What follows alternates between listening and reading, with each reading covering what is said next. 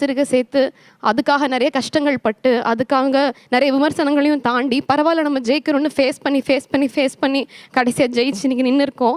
நேற்று தான் கிரகப்பிரவேசம் முடித்தோம். நேற்று நைட் அந்த வீட்டில் தூங்கியே ஆகணும்னு சொன்னாங்க. தூங்கிட்டு இன்னைக்கு காலையில் அப்படியே இந்த ஷோக்கு நாங்கள் காலையில் கிரகப்பிரவேசம் அன்னைக்கு இந்த வீட்டில் தூங்கணுமாங்க. இத்தனை ஆண்டு கால கனவு. ஓகே, இவ்வளோ அவமானங்கள் கஷ்டங்கள்லாம் கடந்து உங்கள் பூமி நீங்கள் சொல்லதே எனக்கு அழகாக தெரிஞ்சது. கீழே பூமியிலேருந்து வானம் வரைக்கும் நம்ம ஓட்டு தான் அப்படிங்கிற அந்த ஃபீல் இருக்குல்ல. நீங்கள் தூங்கி எந்திரிச்சு பார்த்தா விடிஞ்சு பார்த்தா நீங்கள் உங்கள் சொந்த வீட்டில் படுத்துருக்கீங்க. எப்படி இருந்தது அந்த ஃபீல்?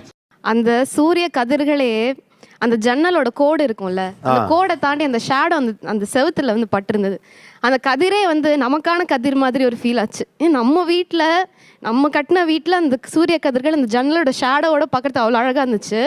என்னோட வீட்டில் போய் எல்லா கதவையும் நான் முதல்ல அப்படி திறந்தது. பின்பக்க கதவெல்லாம் வச்சு ஒரு வீடெல்லாம் நான் பார்த்ததே கிடையாது. ஐ மீன் வாழ்ந்ததே கிடையாது. நாங்கள் அதெல்லாம் போய் ஓப்பன் பண்ணும்போது அவ்வளோ